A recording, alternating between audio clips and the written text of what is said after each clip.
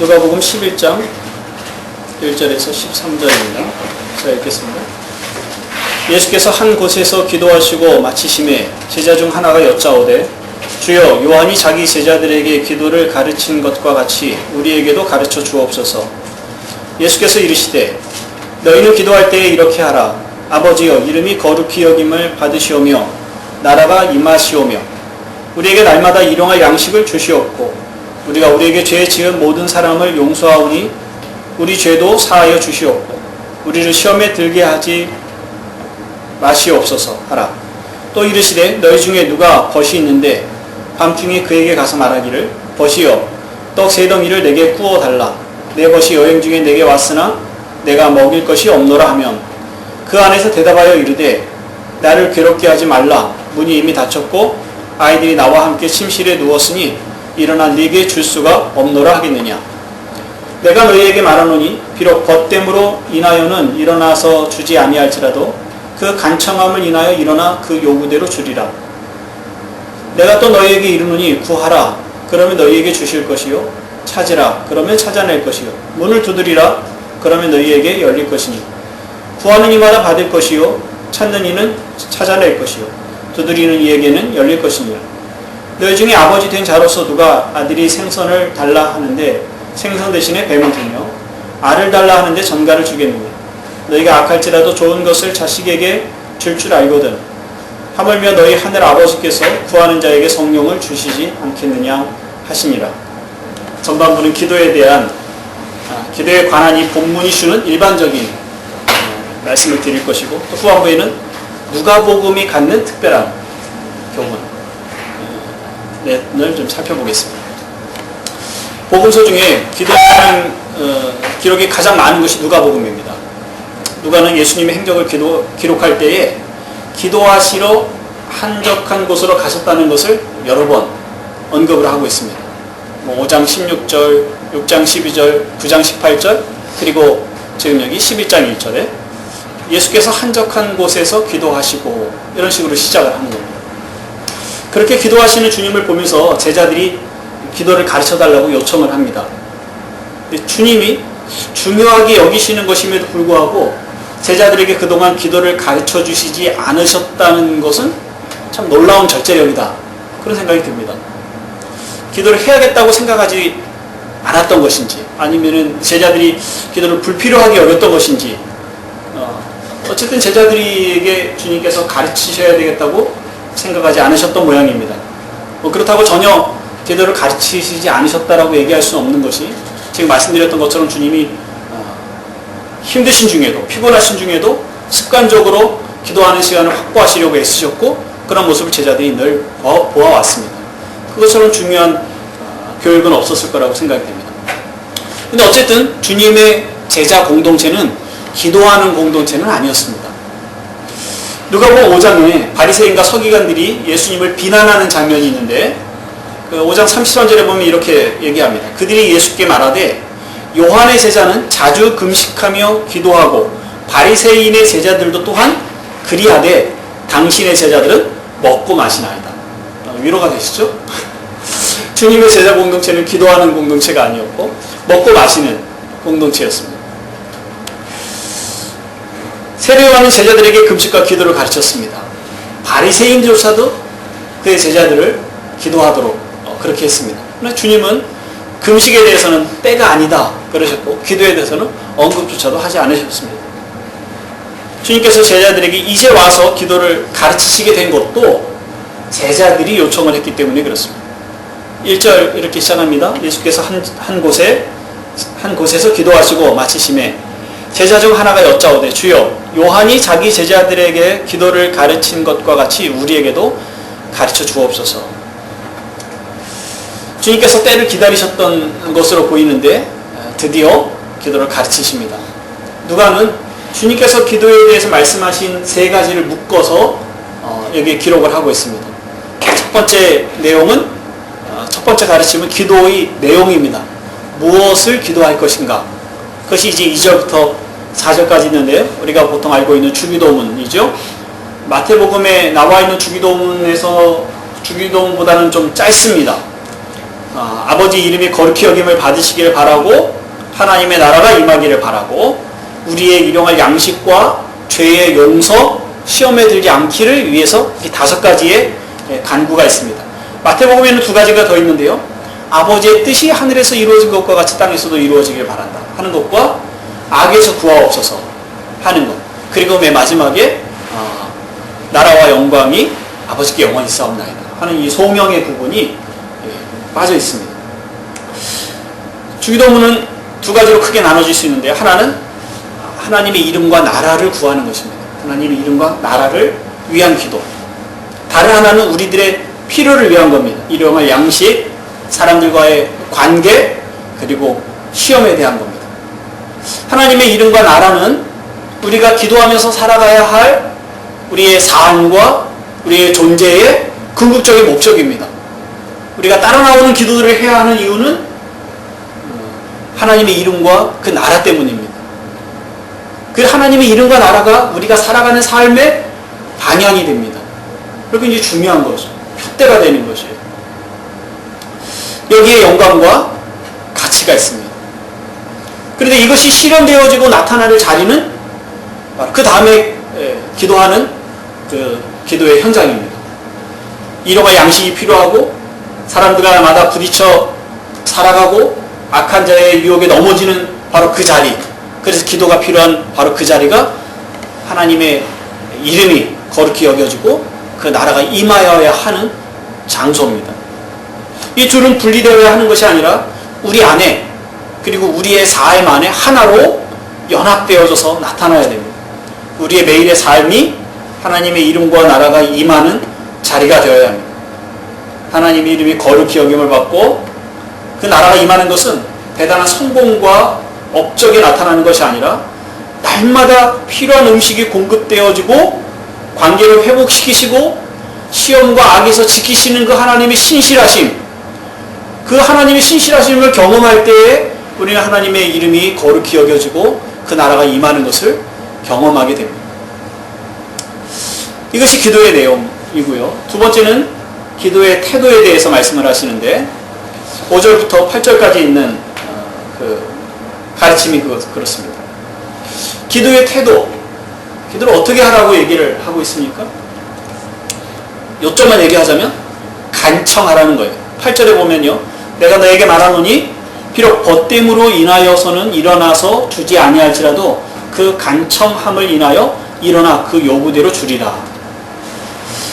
간청하다라는 말은 부끄러워하지 않고 담대하게 요청한다라는 말입니다.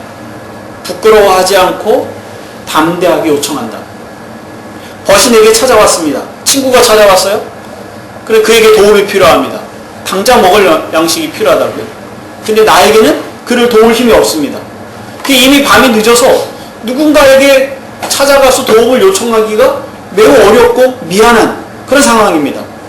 그런데 돕지 않으면 안 되는 이 친구 때문에 그 친구를 생각해서 내가 찾아가서 도움을 요청할 때에 그 피해를 입게 돼, 신뢰가 돼, 그 친구의 사정을 고려하는 것이 문제가 되지 않는 거예요. 지금 도와야 할 형편이 더 어렵기 때문에 내가 가서 끼쳐야 할 신뢰는 문제가 되지 않는다고요. 여기에 간청함이 있는 겁니다. 주지 않겠다는 것을 억지로 졸라서 받아내는 것과는 분위기가 다릅니다. 근데 우리는 이 간청함을 때로 그렇게 오해를 하고 그런 쪽으로 설교를 듣는 경우들이 종종 있습니다. 이런 식이죠. 나를 괴롭게 하지 말라.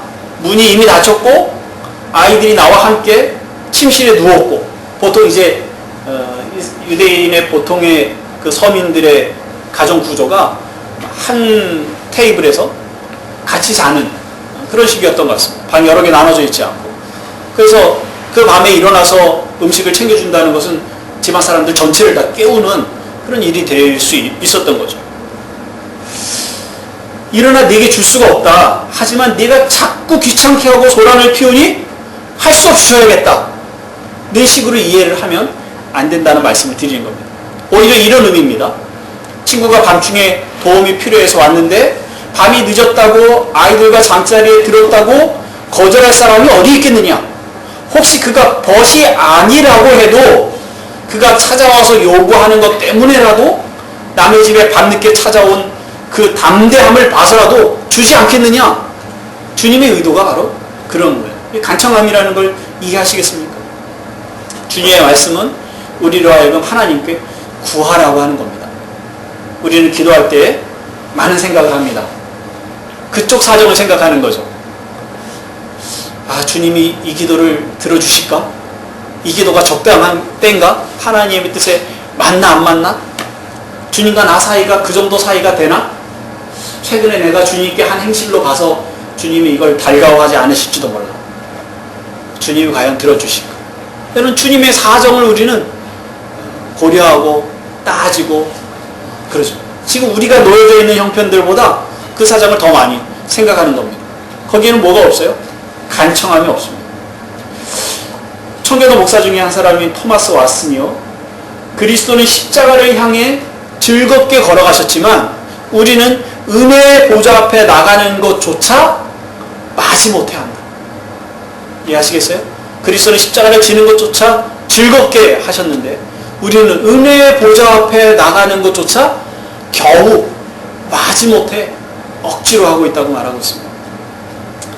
히브리서 4장 15절 16절에 이렇게 말씀합니다. 우리에게 있는 대제사장은 우리의 연약함을 동정하지 못하실 이가 아니요 모든 일에 우리와 똑같이 시험을 받으신 이로되 죄는 없으시니라. 그러므로 우리는 긍휼하심을 받고 때를 따라 돕는 은혜를 얻기 위하여 은혜의 보좌 앞에 담대히 나아갈 것이니라.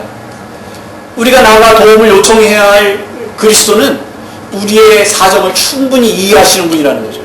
밤 늦게 찾아와도 충분히 이해할 분이고 가족들이 다 깨서 바스락거리느라고 잠을 설치는 일이 있어도 그 찾아온 사람의 형편을 충분히 이해하고 도울 수 있는 바로 그런 법, 그런 그리스도가 우리가 찾아나가 간구해야 할 대상입니다.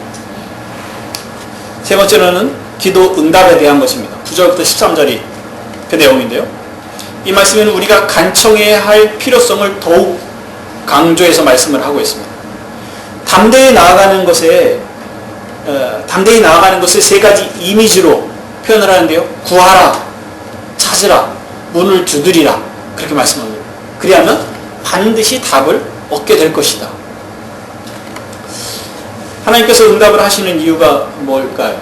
지금 이 말씀 속에서 하나님 우리에게 응답하시는 분명한 이유를 말하고 있는데요. 그것은 하나님이 자비하신 분이기 때문에 그렇습니다. 근데 우리는 우리의 신앙의 근거를 우리 자신에게 두는 일이 많습니다. 우리가 기도 응답을 받는 그 근거도 우리 자신에게 두는 경우들이 많습니다. 그런데 우리 자신에게 신앙의 근거나 믿음의 근거 또 기도 응답의 근거를 둔다면 우리는 우리 자신에게 실망하게 됩니다. 또한 예수님께 혹은 하나님께 실망하게 되는 것으로 끝나게 됩니다. 기도 응답의 이유가 자신에게 있다고 생각해 보십시오. 내가 믿음으로 기도했기 때문에 기도 응답됐어. 물론 기도는 믿음으로 기도하라고 성경이 가르치고 있습니다. 야고보 사도도 믿음으로 기도하지 않는 것은 바람에 나는 겨와 같다. 그렇게 말하고 있어요.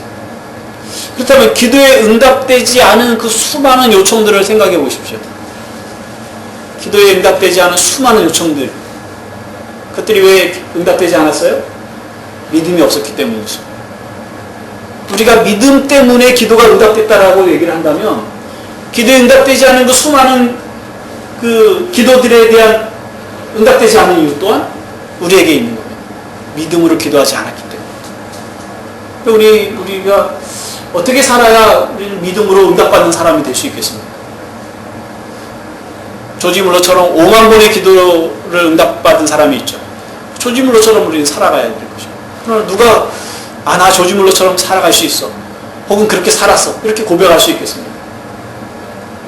그만한 사람은 세기가 아니라 아마 시대를 통틀어서 신약 시대를 통틀어서 한 사람 정도 불과하지 않겠습니까? 혹은 내가 열심히 기도했기 때문에 기도가 응답됐어. 마찬가지입니다. 우리가 열심히 기도해서 하나님이 움직이셨다면, 하나님이 감동을 받으셨다면, 우리가 하나님이 원하지도 않으시지만 내가 때를 써서 금식하고 철야하고 작정 기도해서 하나님의 뜻을 바꾸셨다면, 그럼 우리가 응답되지 않은 그 많은 일들에는 내 열심이 없었기 때문이죠. 우리의 열심이 하나님을 움직일 수 있다고 생각을 합니다.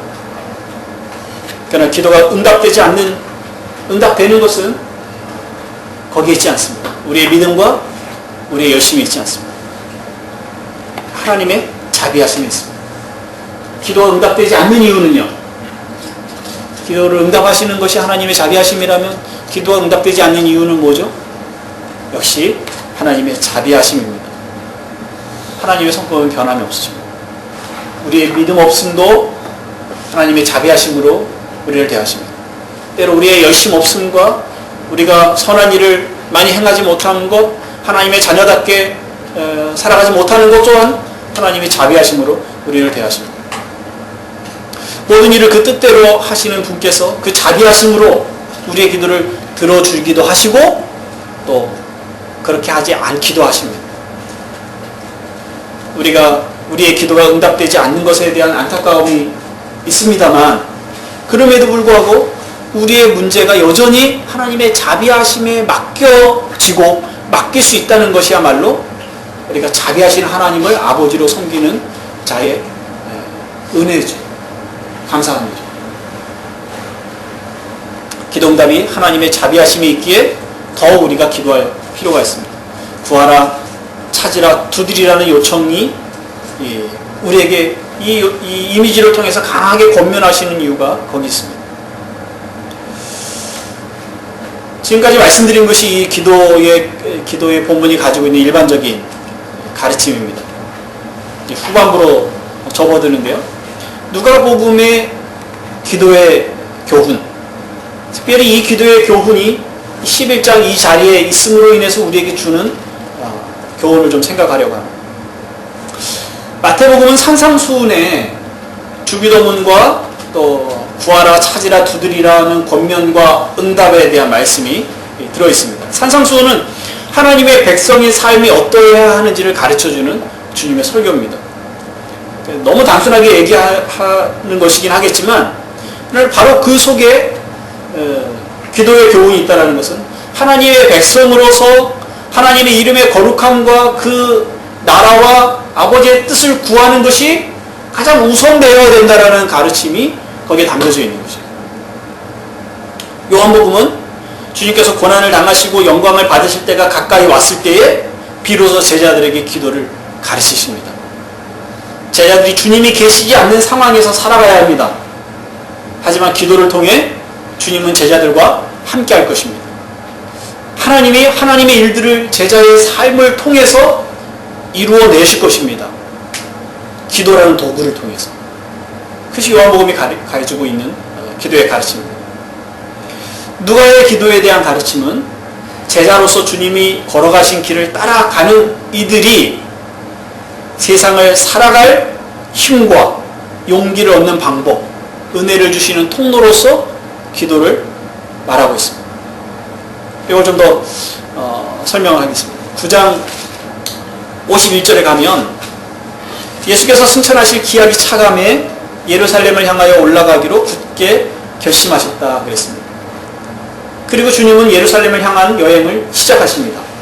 18장까지 그것이 계속이 되는데요. 주님은 십자가를 지시기 위한 고난의 길에 들어서셨습니다. 그 길에서 주님이 제자들에게 기도를 가르쳐주고 계십니다. 우리는 하나님의 자녀로 세상에서 특별한 대우를 받기를 바라는 마음을 가지고 있습니다. 세상이 믿지 아니하는 사람들이 그리스도인들에게 특별한 대우를 하지 않을 거라는 건 우리가 알고 있죠. 근데 사실은 우리의 바람은 그렇진 않습니다. 우리는 특별한 대우를 바라고 있어요. 예를 들면 이런 생각들이에요.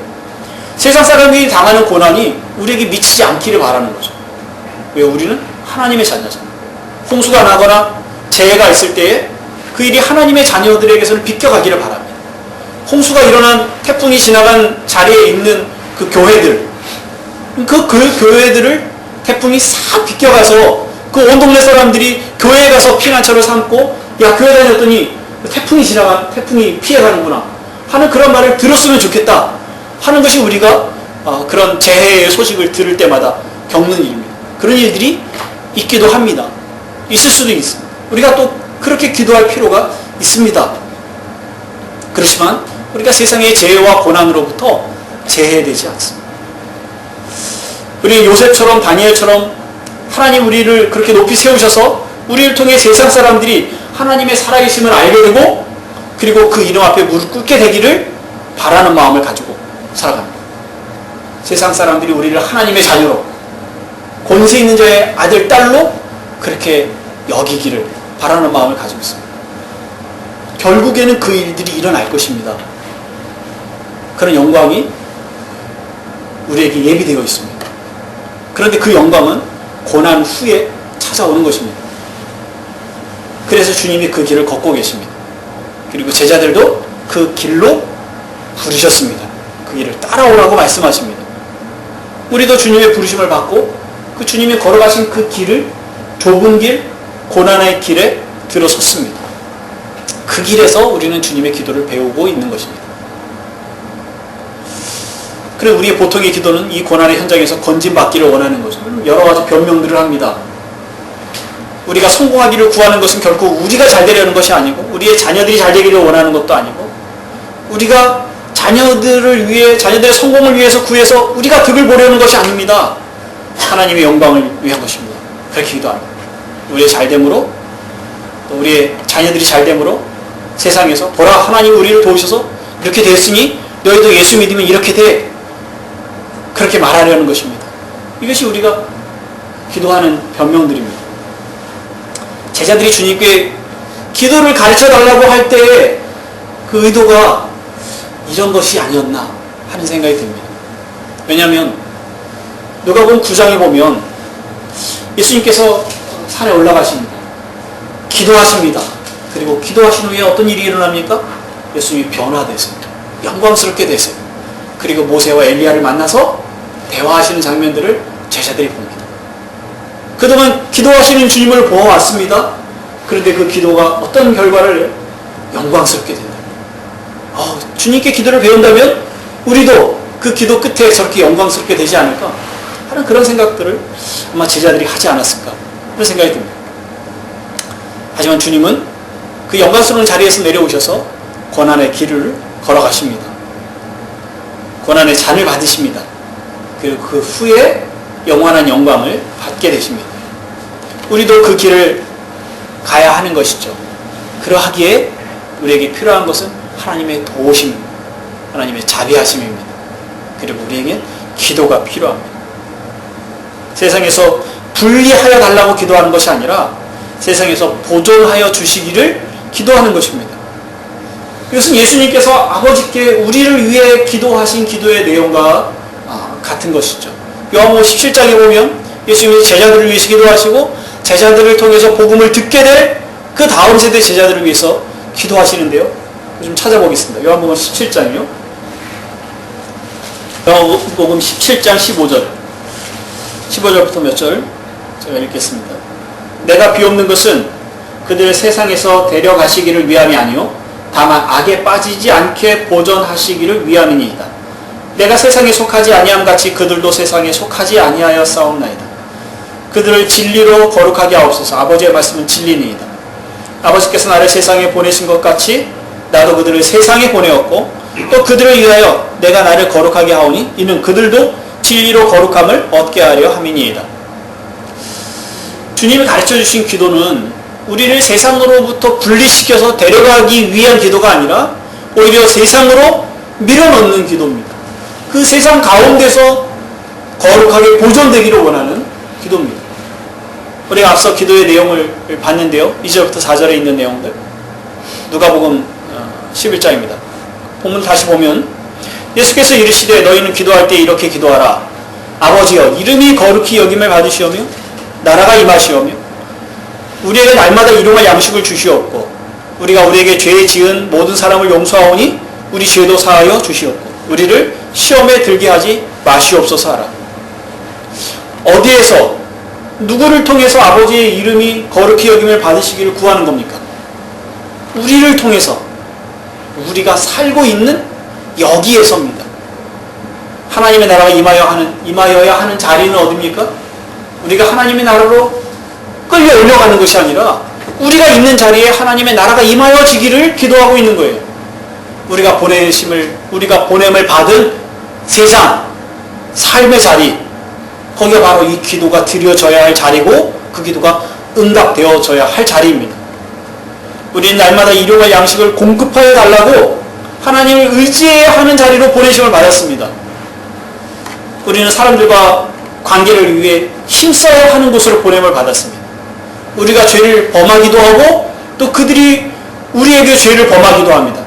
그리고 관계를 회복하기 위해서 기도해야 하며 몸부림해야 하고 우리가 우리에게 죄 지은 사람을 용서해 주기를 위해서 힘써야 되며 자존심을 무너뜨려야 되고 사랑을 표현해야 하는 자리에 우리가 보냄을 받은 겁니다. 바로 거기에서 하나님의 용서가 실현되어져야 됩니다. 악한 자는 우리를 끊임없이 유혹해서 넘어뜨리려고 합니다. 마귀의 괴계를 이기기 위해서 우리는 하나님의 전신갑주로 무장해야 하며 또 기도하고 도우심을 얻어야 합니다. 기도하기에 늘 깨어있기를 힘써야 합니다. 이 기도의 내용들은 천국에서 드려지는 것이 아닙니다. 세상 가운데서, 세상 일 가운데에서 예수님이 말씀하신 대로 이리 가운데 양을 보내시는 것 같이 그 이리 가운데 살아가는 양의 처지에서 드려지는 기도입니다. 우리가 구하고 찾고 두드려야 하는 것이 마땅한 이유가 거기 있습니다. 자비하신 하나님께서 우리의 기도에 응답하십니다. 13절 말씀 보면요. 너희가 악할지라도 좋은 것을 자식에게 줄 줄 알거든 하물며 너희 하늘 아버지께서 구하는 자에게 성령을 주시지 않겠느냐 하시니라. 하나님이 좋은 것으로 우리에게 답을 주신다고 하셨습니다. 마태복음 7장에서도 이 말씀을 하는데 거기서는 좋은 것이라고만 되어 있습니다. 그런데 누가복음에서는 그 좋은 것이 무엇이냐? 그 답을 하고 있는데 성령이다. 좋은 것, 성령을 우리에게 주신다. 그렇게 말씀합니다. 성령을 주시겠다. 제자들에게 어떤 의미였을까요? 제자들은 아직 그 의미를 충분히 이해하고 있는 상황이 아니었을 겁니다. 우리에게는 어떤 의미로 들려집니까? 하나님이 성령을 주시고 요즘 지금 이 현대를 살아가는 많은 그리스도인들에게 그 성령은 아마 능력을 의미하지 않을까. 우리가 성령 충만하게 해주십시오. 성령을 주십시오. 할 때 의미는 무엇입니까? 능력을 구하는 거죠. 어떤 힘을 구하는 거죠. 내가 애써 수고하지 않아도 그 성령이 오시면 그 일들이 저절로 되기를 바라는 그것이 성령을 구하는 의미 아닙니까? 성령이 주시는 지혜, 지식, 그게 있으면 내가 애써 공부하지 않아도 애써 답을 찾아가려고 애쓰지 않아도 내가 지혜 있는 자로 지식이 있는 자로 그래 나타나길 바라는 거 아닙니까? 성령이 충만하면 방언을 한다고 생각합니다. 방언을 하면 어떤 확신을 갖습니다. 그러나 사실은 성품이 바뀌어지진 않아요. 그 방언을 하는 것 때문에 성령이 자기에게 임하셨다는 그 확신 때문에 성품의 변화에 대한 어떤 도전을 줍니다. 근거가 될 수는 있어요. 그러나 그렇다고 해서 그 사람이 그 다음날 다른 사람이 돼서 사람들에게 나타나는 일은 없습니다. 특별한 은사가 나타난다고 생각합니다. 그럴 수 있습니다. 그렇다 할지라도 그가 싸우는 죄의 문제가 해결되지 않습니다. 그가 용서를 해줘야 되는 사람에게는 가서 용서의 말을 자기 입술로 해야 되는데 자기도 모르게 방언이 터져나오는 것처럼 용서가 그렇게 터져나오지는 않습니다. 자기 안에서 갈등이 일어나고 그 갈등과 싸워 이기는 그것을 겪어내야 됩니다. 성령이 임한다고 성령의 능력이 임해서 우리가 한순간 성숙한 사람이 되지 않습니다. 그래서 사람들이 야, 너 성령 받았구나. 널 보니 하나님 살아계심을 알겠다. 그런 일들 우리가 듣는 경우들이 흔하지 않습니다. 아니, 아주 희귀한 일들입니다. 성령의 능력이 나타나면 우리가 하는 어떤 일들의 사역에 효능이 증대되지 않습니다. 성령으로 사역하라 이런 책이 있습니다. 특히 이제 교육자들에게, 목회자들에게, 선교사들에게, 또 교회의 큰 일들을 맡은 사람들에게 해당되는 말들이겠죠. 성령으로 설교하면 사람들이 변화가 됩니다. 그 설교 하나에 사람들이 회심이 일어나고 삶이 바뀌고 그럴 수 있다고 생각하는 거죠. 그런 가르침들이 있습니다. 성령으로 사역하면 그 사역에 놀라운 열매들이 있을 거라고 그렇게 가르칩니다. 과연 성령의 임하심이 그러한 것들이 있습니까? 물론 성령이 임하시면 그런 일들이 일어납니다. 그러나 여기서 좋은 것으로 말하는 그 성령의 일은 그런 의미에서 말하고 있지 않습니다. 앞서 말씀드렸듯이 지금 이 본문이 어디에 놓여져 있는지를 생각을 해보십시오. 그건 주님이 고난의 잔을 마시기 위해서 길을 걷고 계십니다. 그리고 제자들 또한 그리 부르심을 받았고 제자들 또한 그 길을 걸어가야 됩니다. 성령이 임하신다면 그 자리에서 벗어날 수 있을까요? 우리 그걸 원합니까? 성령 충만히 그 길을 피하여 다른 길, 좀 넓은 길, 평안한 길, 안전한 길, 그 고난의 길을 걷지 않고도 쉽게 갈 수 있는 그 영광의 길로 우리를 안내해 줄 수 있다고 생각한다면 그건 큰 오해입니다. 주님은 성령에 이끌려 광야로 가셨고 광야에서 시험을 받으셨습니다. 주님은 주님의 삶 내내 성령이 충만하신 삶을 사셨습니다. 지금 이 고난의 길, 십자가를 향해서 걸어가는 이 길은 분명히 성령께서 이끄시는 길임에 틀림없습니다. 성령의 역사는 우리를 이 땅의 삶으로부터 분리시키지 않습니다. 우리를 부르신 고난의 삶으로부터 우리를 분리시키지 않습니다. 오히려 성령은 우리를 주님의 가신 그 길로 이끌어 가십니다. 우리가 그 길을 걸어갈 수 있도록 우리를 부르시고 용기를 주십니다. 성령은 우리가 이 세상에서 영광을 찾게 하지 않으십니다. 오히려 세상으로 인하여 낙심하거나 포기하지 않도록 하십니다. 성령은 우리를 다른 환경으로 이끌어 가시는 것이 아니라 성령은 우리에게 다른 마음을 주셔서 그 환경을, 우리와 부딪히는 사람들을 품게 하십니다. 갈라디아서 5장 13절 이하에 성령이 일하심에 대해서 볼 수 있는데요. 가서 성경을 보겠습니다. 갈라디아서 5장 13절입니다. 13절부터 몇 절을 좀 읽겠습니다. 형제들아 너희가 자유를 위하여 부르심을 입었으나 그러나 그 자유로 육체의 기회를 삼지 말고 오직 사랑으로 서로 종로로 다라. 온 율법은 내 이웃 사랑하기를 네 자신같이 하라 하신 한 말씀에 이루어졌나니 만일 서로 물고 먹으면 피차 멸망할까 조심하라. 내가 이르노니 너희는 성령을 따라 행하라. 그리하면 육체의 욕심을 이루지 아니하리라. 육체의 소욕은 성령을 거스리고 성령은 육체를 거스르나니 이 둘이 서로 대적함으로 너희가 원하는 것을 하지 못하게 하려 함이니라. 너희가 만일 성령이 인도하시는 바가 되면 율법 아래에 있지 아니하리라. 육체의 일은 분명하니 곧 음행과 더러운 것과 호색과 우상숭배와 주술과 원수 맺는 것과 분쟁과 시기와 분냄과 당짓는 것과 분열함과 이단과 투기와 술취함과 방탕함과 또 그와 같은 것들이라.